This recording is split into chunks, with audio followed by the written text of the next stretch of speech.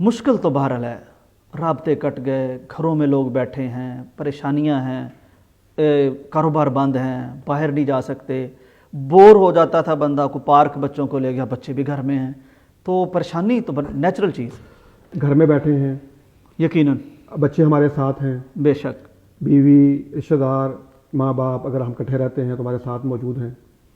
اچھا، حکومت ہمارے پیچھے کھڑی ہے، رابطے ہیں، موبائل فون ہے، ہم ایک دوسرے کے ساتھ رابطے میں ہیں، گھر میں کھانا بھی کھانا موجود ہے، ہے کھا رہے ہیں. الحمدللہ. اچھا، میں آپ کو ایک اور بات کی طرف اشارہ کرنا چاہتا ہوں کہ اللہ کے نبی حضرت یونس علیہ الصلوۃ والسلام، اچھا ان کے اوپر ایک موقع ایسا آیا کہ وہ مچھلی کے پیٹ میں ہیں. ہم نے واقعہ سنا ہے، معروف واقعہ ہے. واہ سبحان کہ اللہ، مچھلی کے پیٹ میں، کیسا ریفرنس ہے شاندار. میں کبھی سوچتا ہوں کہ لاک ڈاؤن کی، اس سے لاک ڈاؤن کہتے کس کو ہیں، شاید ہمیں اس مچھلی کے پیٹ سمجھ میں آئے گا. میں کبھی صبر کرتا ہوں کہ اس مچھلی کے پیٹ میں دیکھو، انسان سب سے پہلی بات تو یہ ہے کہ سانس نہیں آتا ہوگا یا آتا ہوگا، یعنی وہ کھلی فضا میں سانس نہیں لے رہے، مچھلی کے پیٹ میں سانس لے رہے ہیں. وہ کتنی آکسیجن ہوگی ایک بات. اس کے بعد اس کے اندر ہوا وہ جو بھی وہ انتڑیاں ہیں اور جو کچھ بھی ہے، وہ سمیل ہے. اچھا، پھر اندھیرا ہے. پھر اس کو قرآن نے کہا کہ اندھیرے ہیں، تو انہوں نے کہا کہ سمندر کی تہہ میں بھی ہیں، رات کا اندھیرا، مچھلی کے پیٹ کا اندھیرا ہے.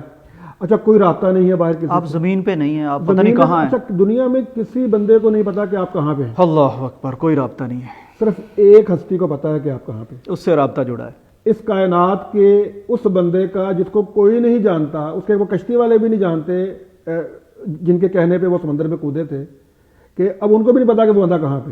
انہوں نے کہا کہ مچھلیاں کھا کو گئی ہوں گی، مچھلی کھا بھی لیا ہوگا، لیکن وہ مچھلی کے پیٹ میں زندہ ہے، اس کا کسی کو نہیں پتا ہے دنیا میں سوائے اس کے اللہ رب العالمین وحدہ لا شریک. بے شک. اچھا، یہاں پہ میں ایک اور بات بھی کہنا چاہوں گا کہ ہمارے معاشرے میں یا مسلمانوں کے ہاں عام طور پر کوئی مشکل آ جاتی ہے نا، تو آیت کریمہ پڑھنے کا ایک رواج ہے کہ جی لوگوں کو گھر میں اکٹھا کرتے ہیں کہ آج ہم نے آیت کریمہ پڑھنی ہے، تو آئیں ذرا سارے آیت کریمہ پڑھتے ہیں. اچھا، وہ آیت کریمہ ہے کیا، اس کا کانٹیکسٹ کیا ہے، اور وہ اس کا، اور میں سمجھتا ہوں اس لاک ڈاؤن میں ہمیں شاید اس کا کانٹیکٹ زیادہ اچھا. ہاں، میں یہی عرض کرنے لگا تھا کہ وہ کس لاک ڈاؤن میں پڑی گئی، کس لاک ڈاؤن میں پڑی گئی تھی. وہ دعا ہے بھی اصل میں لاک ڈاؤن کی. اب وہ ایسا لاک ڈاؤن ہے کہ دنیا کے کسی بندے کو نہیں پتا آپ کہاں پہ ہیں، آپ کو دنیا کی باہر دنیا سے کوئی رابطہ نہیں ہے. وہ مچھلی سمندر کے کس حصے میں ہے یہ بھی کوئی نہیں جانتا، اور معدے میں ہے جو ہضم کرتا ہے چیزوں. اچھا، اب اللہ رب العزت نے اپنے اس بندے کو نہ صرف اس کی نگاہ میں تھے، بلکہ جب انہوں نے ان کو پکارا، اور پکارا کس انداز سے، ابھی ہم جو بات کر رہے تھے استغفار کی، معافی مانگنا، کیا کہہ رہا تھا، لا الہ الا انت سبحانک انی کنت من الظالمین. تو پاک ہستی ہے، تیرے سوا کوئی الہ غلطی میری ہی ہے، گناہ میرا ہی ہے، تیرے سوا کوئی الہ نہیں ہے، سبحان اللہ، تو پاک ہے اللہ، میں ہی اپنی جان پہ ظلم کرنے والا ہوں.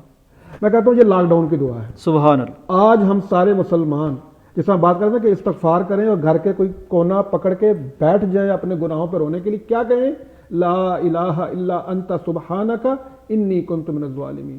جو صاحب اس کا جواب کیا آیا، سبحان اللہ، فاستجبنا لہ. سبحان اللہ. ہم نے ان کی دعا سن لی. اگر آپ اس لاک ڈاؤن سے بحفاظت نکلنا چاہتے ہیں تو اس کی ایک مجرب دعا، اس کی مجرب نسخہ جو ہے، جو خود قرآن میں لکھا ہوا ہے سورہ انبیاء کے اندر، اس کو آپ پڑھ کے دیکھیں. آپ ذرا اس کیفیت کو محسوس کریں، کیونکہ ہمیں قرآن سمجھ میں نہیں آتا نا، ہم نے کبھی اس کو ایسا دیکھا ہی نہیں ہے. اس دعا کو اس کانٹیکسٹ میں پڑھیں کہ لاک ڈاؤن کے اندر کہا لا الہ الا انت سبحانک انی کنت من الظالمین، اور آپ نے یہ سوچ کے پڑھنا، یہ نہیں ایسے تصویر پڑھی جا رہے ہیں، سمجھ نہیں آ رہی کہ میں کیا کہہ رہا ہوں.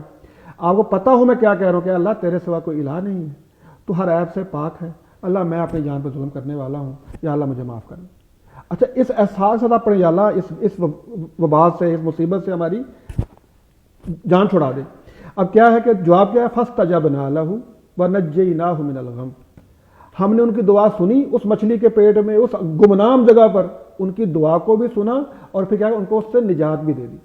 اور ایک جگہ یہ بھی آتا ہے فخر صاحب کہ اگر وہ اس وقت تسبیح نہ بیان کرتے تو قیامت تک وہیں رہتے. یعنی لاک ڈاؤن میں اگر آپ آ گئے ہیں تو نسخہ کیمیا اس لاک ڈاؤن سے نکلنے کی کنجی. یہ آپ نے ماشاءاللہ بڑی خوبصورت بات کہی کہ ہمیں اس بات کا بھی اندازہ ہو کہ اگر ہم نے اس لاک ڈاؤن کے اندر اپنے رب کو نہ پکارا، اس کی پاکی بیان نہ کی، اور اپنے گناہوں پہ استغفار نہ کی اور نہ روئے، تو پھر جو ہے یہ مشکل تو پھر ہمیں بہت بڑی لگے گی.